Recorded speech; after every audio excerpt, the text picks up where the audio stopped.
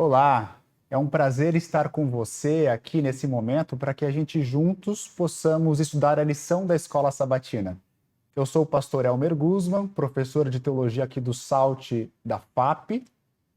E meu nome é Anne Guzman, eu sou professora de ensino religioso da Faculdade Adventista do Paraná também. Nós somos casados, somos uma família, temos 2 filhos e para nós é importante e é especial esse momento porque para nós a Escola Sabatina é algo tão gostoso que nós fazemos diariamente e para nós é um privilégio poder estudar a lição com você neste momento. Mas antes de tudo isso, vamos começar buscando o Senhor em oração, pedindo para Ele a guia e a iluminação para o nosso estudo. Oremos. Feche seus olhos. Querido Pai que habita nos altos céus, agradecemos, Senhor, a oportunidade que temos aqui de estudar a sua palavra. Que sua guia esteja aqui conosco, iluminando esse estudo, nos fazendo, Senhor, aprender mais de como passar pelos crisóis da nossa vida. Fique conosco, é o que nós oramos. Em nome e por amor de Cristo Jesus. Amém.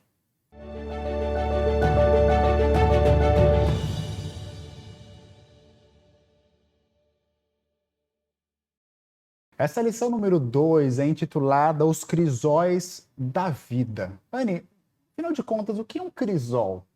Bom, Elmer, quando eu era pequena, minha mãe me levou numa fábrica de vidro. E eu lembro como se fosse hoje. Lá existia um recipiente bem grande, onde eles colocavam todo aquele material, e aquele material ficava bem vermelhinho, e ele se aquecia e se transformava num vaso, em algo tão lindo. Aquele recipiente de fogo ardente é um crisol. Foi ali que eu aprendi o que era um crisol. E na vida, nós passamos por vários crisóis, não é mesmo? Vários sofrimentos, várias formas que Deus usa para nos moldar e nos purificar. Interessante. Então, um recipiente que leva altas temperaturas, pressão, dificuldade e purifica, derrete. É interessante essa analogia porque 1 Pedro, capítulo 4, versos 12 e 13, que é o nosso verso para memorizar, traz essa analogia de forma muito forte.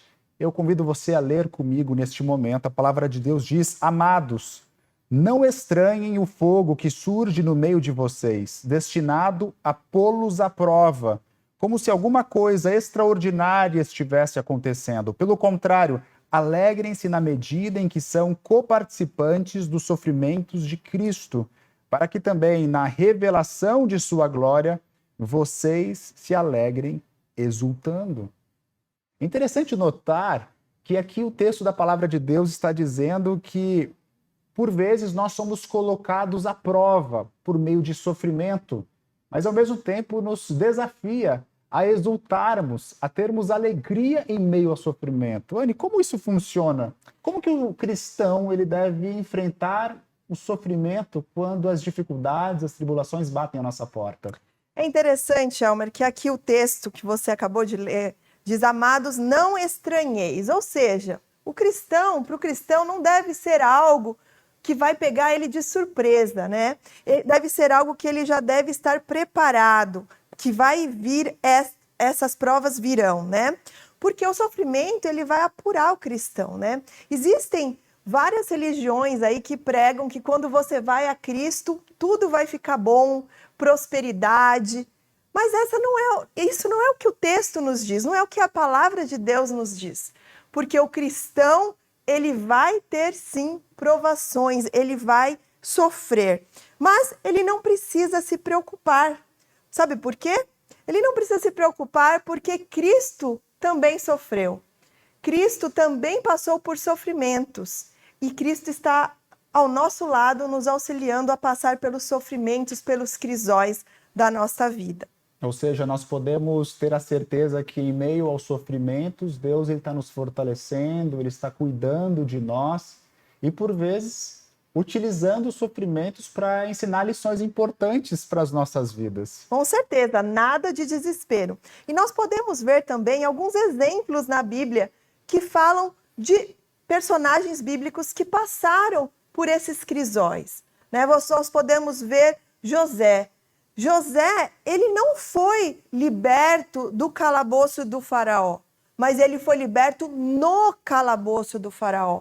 Daniel, um outro exemplo, Daniel ele não foi liberto da cova dos leões, mas ele foi liberto na cova dos leões. Os amigos de Daniel, Sadraque, Mesaque e Abidnego, eles também não foram libertos da fornalha ardente. Eles foram libertos na fornalha ardente. Ou seja, a salvação veio no meio da tribulação. Ou seja, o mestre disse que no mundo tereis aflições, mas tem de bom ânimo, pois eu venci o mundo. Eu acho que essa é uma mensagem poderosa para mim e para você quando nós passamos pelas dificuldades da vida, é ou não é? Saber que os sofrimentos, por vezes, nesse mundo de pecado, eles são necessários, por vezes, Deus, ele não exime o sofrimento, mas ele nos ensina lições através do sofrimento, e ele promete estar do nosso lado, justamente naqueles momentos mais desafiadores e de dificuldade. Mas é bem verdade, Anne, que alguns desses sofrimentos que a vida joga na nossa cara, algumas das tribulações que acometem não vêm de Deus e por muito menos vêm de alguma circunstância, mas vêm de alguém que é descrito nas Escrituras como o inimigo de Deus, Satanás. Eu convido e peço para você ler para nós, Anne, 1 Pedro, capítulo 5, verso 8, nesse momento. Sejam sóbrios e vigilantes. O inimigo de vocês, o diabo, anda em derredor como leão que ruge, procurando alguém para devorar. Interessante, hein? Sede sóbrios e vigilantes. E daí descreve essa ideia do inimigo de Deus como um leão. O que significa isso? Que lições a gente aprende desse texto da Bíblia? Bom, o texto começa, sejam sóbrios. O que seria sóbrio, né? O texto, ele vem trazendo essa linguagem do que? De lucidez. Para que você não esteja o que? Embebecido pelas coisas do mundo, para que você esteja com a mente limpa, né? E para completar, você fique vigilante, assim como a sentinela, que está sempre o quê? Sempre atento. Faça chuva, faça sol, é dia ou noite, ele está sempre preparado. Se vier algum inimigo, ele está pronto. Ou seja, nós, como os cristãos, devemos sempre estar vigilantes e também sóbrios, com a mente pura e sempre prontos para as tentações e para as provações que estaremos enfrentando. É interessante notarmos que o inimigo de Deus é descrito como um leão. E você sabe, o leão é um predador. Ele vai em cima de suas presas. E é por essa razão que precisamos estar sóbrios e sempre vigilantes e cuidadosos, sabendo que quando o sofrimento bater em nossa porta, nós temos alguém para nos ajudar. É interessante notar que em 1 Pedro capítulo 5, um verso antes, no verso 7, nos dá uma lição poderosa para como nós podemos enfrentar o sofrimento. E a palavra de Deus diz no verso 7, lançando sobre ele toda a vossa ansiedade, porque ele tem cuidado de vós. E no verso 6 diz que nós deveríamos nos humilhar sob a poderosa mão de Deus. Sabe, eu não sei qual é o sofrimento que está batendo a sua porta nesse momento, mas uma coisa eu sei que a palavra de Deus nos promete: devemos lançar as nossas ansiedades sob o Senhor. Por quê? Porque Ele tem cuidado de mim e de você. O Senhor, Ele cuida de nós enquanto nós estamos acordados e cuida de nós enquanto nós dormimos. O Senhor cuida de nós nos bons momentos e cuida de nós nos maus momentos. O Senhor cuida de nós nos momentos de saúde, mas também Ele cuida de nós nos momentos de doença e também de tribulação. Que lição poderosa, né? Muito bom, Elmer. Eu gostaria também de continuar, já que você leu aqui, eu queria ler o verso 10, 1 Pedro 5,10, que diz o seguinte: ora, o Deus de toda graça, que em Cristo vos chamou à sua eterna glória, depois de terdes sofrido por um pouco, Ele mesmo vos há de aperfeiçoar, firmar, fortificar e fundamentar. Ou seja, Deus, Ele faz essas 4 coisas para aquelas pessoas que estão sofrendo. Ele aperfeiçoa, Ele firma, Ele fortifica e Ele fundamenta. Que promessa poderosa. Eu acredito que essas são promessas de fortalecimento e de sustento em meio às provações. Eu acredito que talvez muitos dos que estão nos ouvindo nesse momento, pela graça de Deus, devem receber essa promessa e se apropriar dessas promessas. Eu gosto muito do conselho que nos fala que nós precisamos nos apropriar dessas promessas, tomar Deus em sua palavra e falar, essa promessa é para mim. Porque se a gente não se apropriar delas, isso não vale de nada. Então, 4 promessas, né? Aperfeiçoar, firmar, fortificar e fundamentar as nossas vidas, as nossas famílias, as nossas empresas, os nossos trabalhos, a nossa vida emocional, quem sabe? Porque o inimigo é um leão, né? É um leão voraz. É interessante notar que, às vezes, o crisol da vida ele vem por causa de Satanás, o inimigo de Deus. Mas, às vezes, esses crisóis, eles também, as dificuldades, vêm por causa do pecado. Existe uma lei da colheita, da plantação, que é uma lei universal, que diz assim, tudo que a gente planta, a gente colhe. Eu não sei onde você mora, mas aqui no Iapê, aqui no interior do Paraná, nós estamos rodeados por plantações. Temos plantação uma época do ano de milho, outra época nós temos o soja.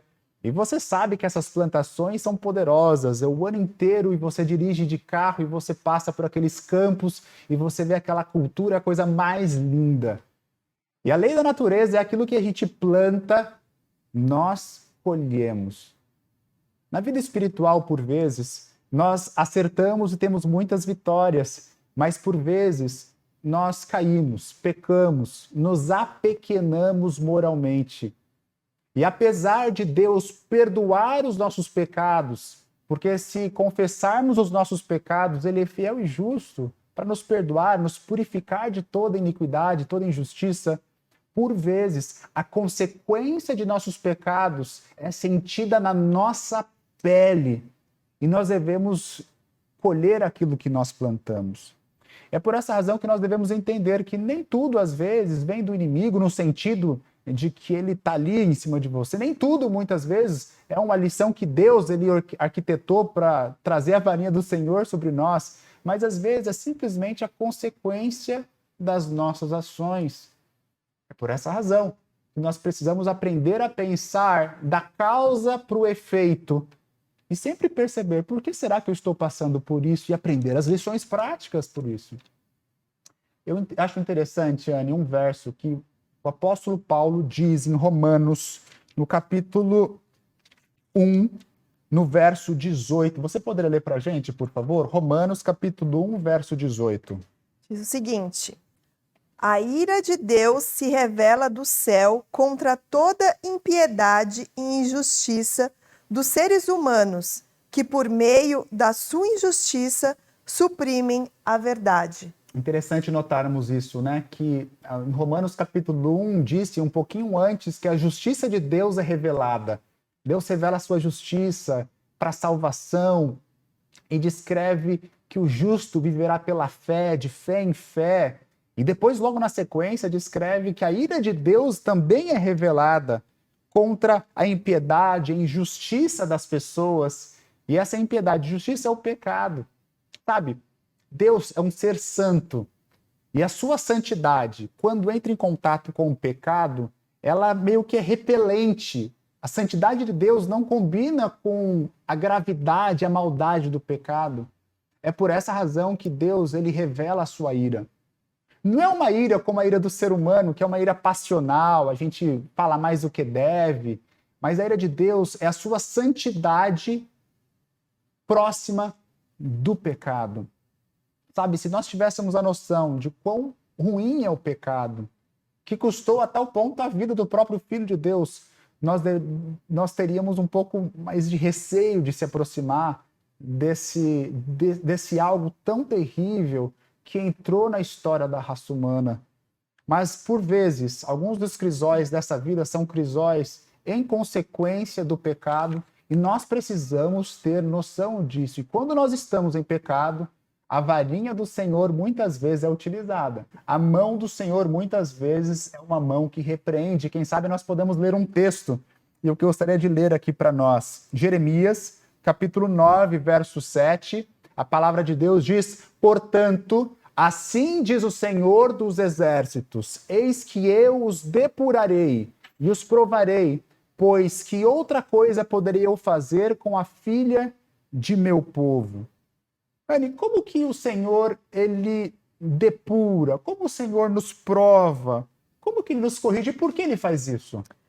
Bom, no texto aí nós vemos que o quê? O Senhor, ele faz isso para nos provar e para nos purificar, e então ele dá propósito a este sofrimento, né? Muitas vezes ele utiliza de situações que estão crisóis, né, na nossa vida, sofrimentos da nossa vida, e que eles trazem o que? Eles trazem maturidade, eles nos deixam mais fortes, né? E também, se nós continuarmos lendo ali Jeremias 9, do 7 ao 16, né? Nós podemos ver o porquê ali Deus, ele usou esse termo, né? Ele depurou e ele provou o povo. E assim ele também faz conosco. O povo, ele precisava disso porque o texto diz o seguinte, eles deixaram a lei, ou seja, o povo de Deus, ele já deixou a lei, eles não davam mais ouvidos para a lei, e eles, então, eles nem andavam nela, ou seja, eles não ligavam mais para a lei de Deus. Então, quando o povo de Deus se afasta da lei que ele deu para que a gente pudesse andar direito, para que a gente pudesse ser feliz neste caminho, né, da vida aqui, o povo não fez. E o que o povo fazia?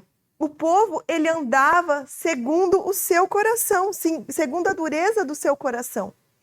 Então, através do quê? Através do exílio, através da maldição da aliança, através desse sofrimento, Deus fez com que o povo que voltasse para o caminho certo, né? Para o caminho de Deus, para o caminho que ia trazer, na verdade, salvação, e não para o caminho que ia trazer perdição. Ou seja, quando Deus disciplina os seus filhos, Deus instrumentaliza o sofrimento para trazer esses filhos de volta para si mesmo, para o caminho correto.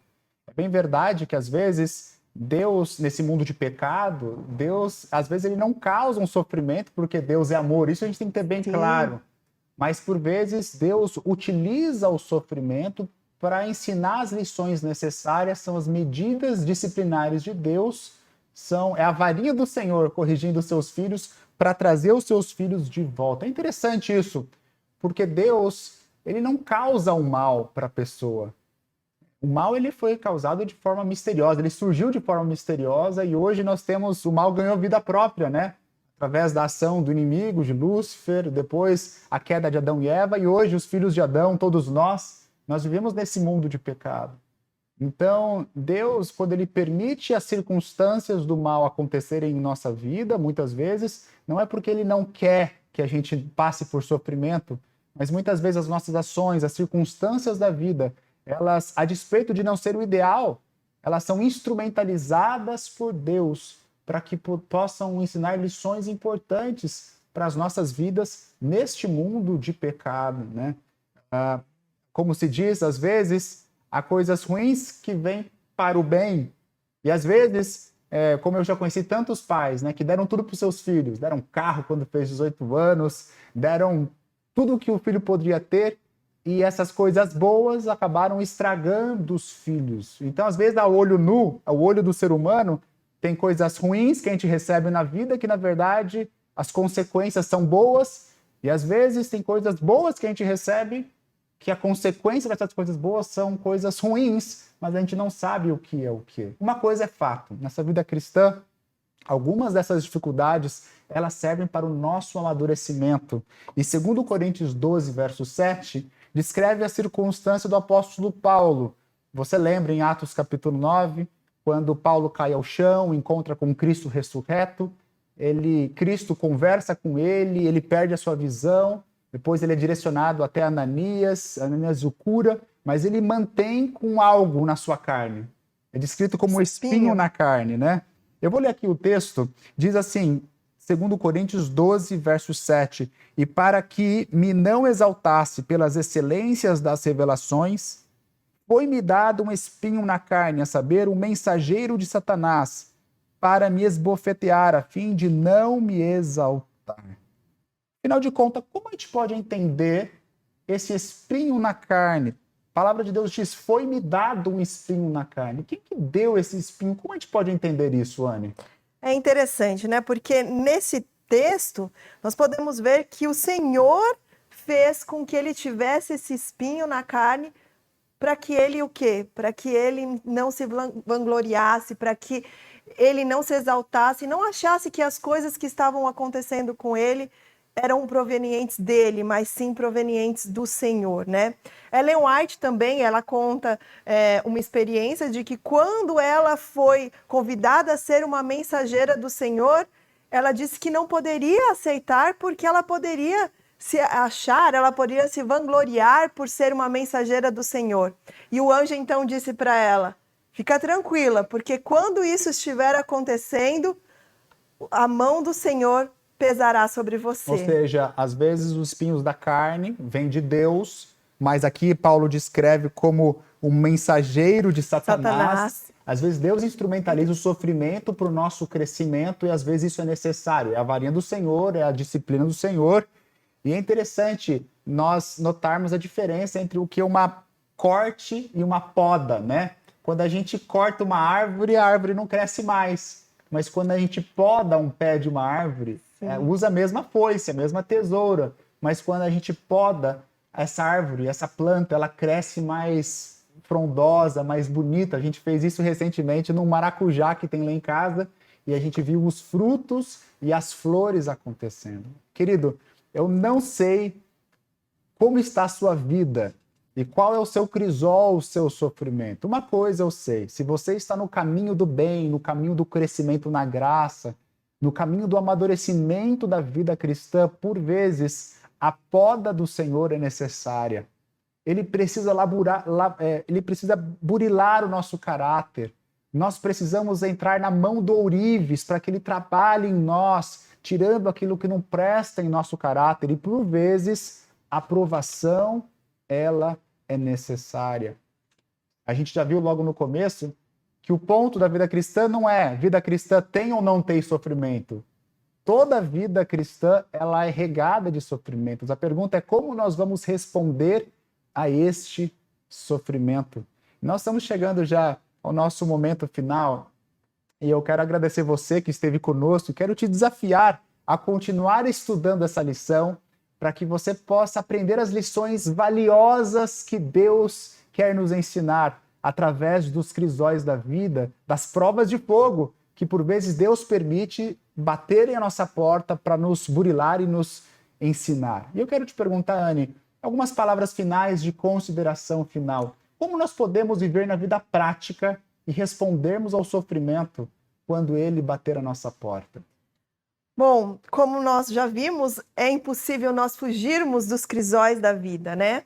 Os crisóis da vida, eles estão a todo momento batendo a nossa porta, mas nós podemos olhar eles de uma maneira, responder a eles de uma maneira cristã, vendo eles como uma maneira de nos moldar, nos purificar e nos transformar em cristãos mais fortes. Eu acredito que nós podemos utilizar os dons do Espírito, né? Nós termos mais força, mais perseverança, mais paciência. Eu acredito que esses dons do Espírito podem, os frutos do Espírito, né? Eles podem fazer com que a gente passe por esses crisóis da vida mais tranquilos, mais confiantes no Senhor e que uma vida sem pecado, uma vida sem crisóis vai ser só na eternidade, né? Exatamente. Então é uma mensagem de perseverança em meio às provações. Eu gosto muito do livro de Jó, porque o livro de Jó, a gente entende no prólogo que as razões pelas quais Jó estava passando pelo sofrimento. Mas Jó não sabia do prólogo. O prólogo é como se fosse um narrador contando pra gente alguma coisa que Jó não sabia. Em outras palavras, quando o sofrimento bate à nossa porta, em realidade nós não sabemos o todo. Nós não sabemos se isso é Satanás que está trazendo, ou se isso é apenas uma circunstância, consequência do pecado, ou se isso é Deus instrumentalizando o sofrimento para o nosso crescimento, ou se isso é tudo ao mesmo tempo. Uma coisa é certa, nós precisamos nos apegar, como Pedro fala, né? A mão poderosa de Deus, a mão que não erra. E podemos lançar no Senhor todas as nossas ansiedades, tendo a certeza que Ele cuidará de vós. Que Deus te abençoe, que Deus te fortaleça e te dê a graça para enfrentar de forma valorosa as tribulações que a vida lhe jogar em sua frente. Nesse momento, feche seus olhos comigo, para que uma vez mais possamos falar com o Senhor. Pai querido, muito obrigado por essa lição maravilhosa que estudamos neste momento. Obrigado, Senhor, porque o Senhor nos ensina a darmos graças, em tudo dai graças. E esse tudo significa nos momentos bons e nos momentos ruins. Nos dê, Senhor, a maturidade de enfrentarmos as tribulações sem desespero, de forma altiva e, acima de tudo, confiando que a mão que não falha está nos dirigindo. Se existe alguém aqui neste momento passando por dificuldade ou tribulação, que o Senhor possa fortalecer e fundamentar esse irmão, essa irmã, Senhor. E que o teu nome seja honrado através de nossas vidas. Oramos em nome de Jesus. Amém. Amém.